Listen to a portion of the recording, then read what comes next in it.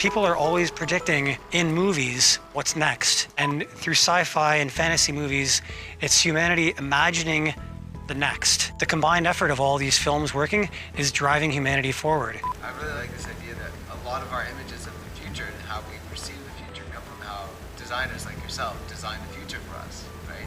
It's kind of heavy. That's all. I'm a heavy kind of guy, you know? If I had to sum up good storytelling, it would just be what happens next. And I think that's just like what keeps us going as humans. Nobody is responsible for your success in a freelance career except for you. Art is not a talent. Anyone who tells you art is a talent is giving you bullshit. Art is a skill.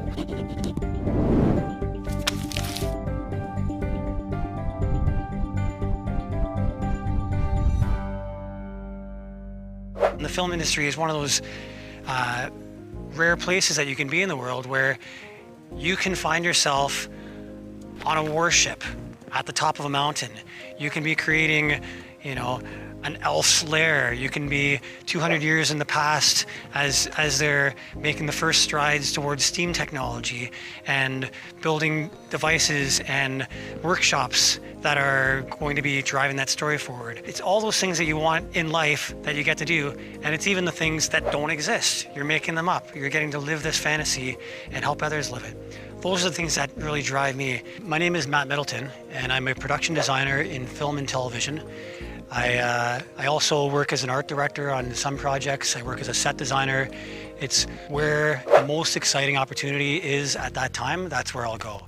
Within those different roles, you're always doing the same essential thing. You're designing the film. You're in charge of the physical and visual reality that the story takes place in. The production designer is the person who is most in charge of the visual aesthetic of the film. The key person who backs up the production designer is the art director. It's often a step to have the art director role before you move on to being a production designer, because they handle a lot of the logistics, the crewing of the department, the scheduling, the ins and outs of all the different locations and timing the crews with construction, paint, set dressing, props, VFX, special effects, getting all those people to work together to achieve the vision of the production designer and ultimately of the director.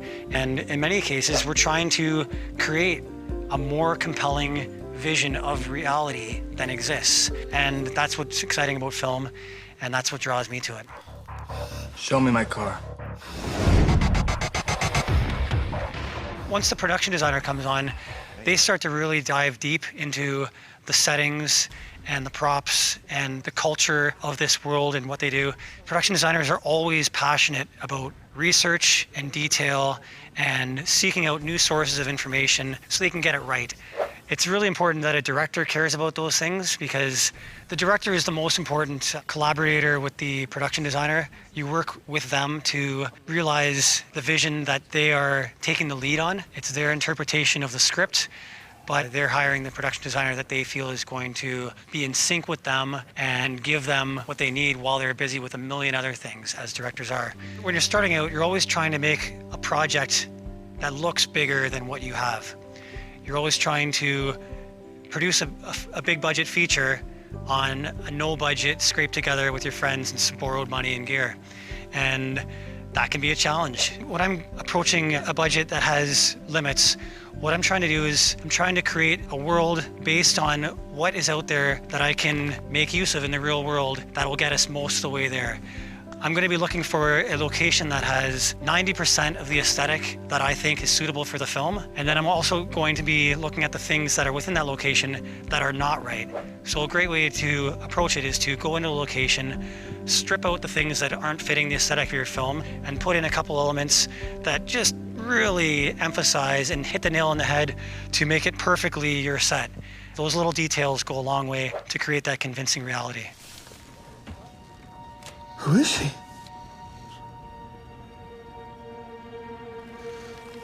She's your mother. When I was working on Patchtown, we needed to create this origin story where we were in a Russian toy maker's workshop. So the first thing I did was look to finding a location that has most of that. And for us, that was the Dalziel barn, which is this Dutch-German barn. I think it's about 180 years old, and it was just being used for storage. So we stripped out all the things that were in there. And some of those were the old implements and tables, and we made use of some of that. But we also brought things back in that were specific to it that we could get from prop shops that made it entirely ours. Obviously, I'm not the first person to do this. This is the nature of filmmaking. A great example, if you think of Citizen Kane, that was actually surprisingly realized on a very small budget for its time. And they evoked the massive scale of those sets by using careful choice of lighting. They bring in a fireplace and a couple foreground props, cast everything in the hard light, and have someone come through a doorway, and you get this sense of this vast mansion that's filled with all these expensive props and dressings. And really, they just had a couple key things in hard shadow, draped in fabric. And these are things that you can do at any scale, is layered sets and having activity and having specific details that create a convincing, compelling, and detailed set.